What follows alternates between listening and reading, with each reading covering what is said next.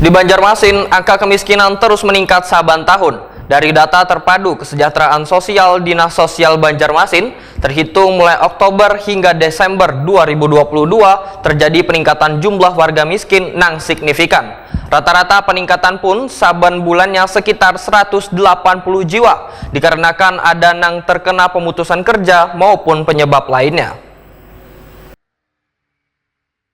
Di Banjarmasin, angka kemiskinan terus meningkat saban tahun. Dari data terpadu kesejahteraan sosial atau DTKS Dinas Sosial Banjarmasin, terhitung mulai Oktober hingga Desember 2022, terjadi peningkatan jumlah warga miskin yang signifikan. Di bulan Oktober 2022, tercatat ada sekitar 77.002 kepala keluarga atau 209.532 jiwa warga miskin. Kemudian pada November meningkat menjadi 77.069 kepala keluarga atau 209.762 jiwa. Sedangkan pada Desember menjadi 77.243 kepala keluarga atau 210.400 jiwa. Rata-rata peningkatan saban bulannya sekitar 180 jiwa. Demikian dipindahkan Kepala Dinas Sosial Banjarmasin Doli Sabana, wayah jumpa media besokan Kamis 26 Januari 2023. Penyebab meningkatnya kasus warga miskin menurut Doli Sabana salah satunya wayah pandemi COVID-19 yang terjadi pada 2 tahun lalu. Hampir seberatan perekonomian warga terdampak dikarenakan ada yang terkena pemutusan kerja maupun penyebab lainnya. Dinas Sosial Banjarmasin pun melakukan perbaikan data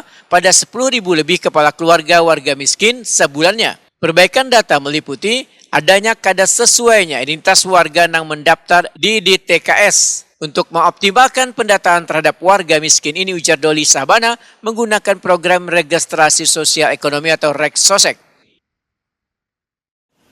Itu memang berat untuk menurunkan angka kemiskinan, itu berat. Apalagi ada program pemerintah mengenai kemiskinan ekstrim. Makanya ada program REGSOSEK. Nah itu yang akan mendata warga yang betul-betul miskinnya ekstrim. Ini memang penanganan orang miskin ini kan perlu kolaborasi antara beberapa dinas, karena tidak bisa kami saja yang menangani itu. Karena orang miskin itu kan tidak bisa yang dibantu tiap bulan aja, kan? Harus dikaryakan mereka supaya menaikkan derajat kemiskinan perekonomian mereka. Makanya kita ada program UB termasuk di situ dikasih program di situ untuk membantu warga miskin. Kemarin anak-anak jalanan juga kita dengan bidang Reksos juga kita kerjasama dengan Dispora Bupat untuk bagaimana mengelola mereka.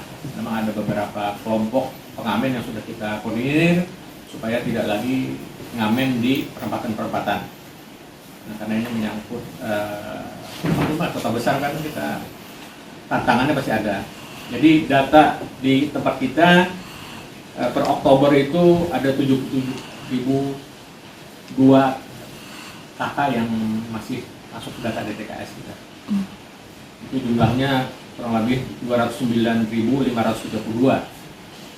warga miskin yang masuk data DTKS. Itu tiap bulan kita update, tiap hari kita update.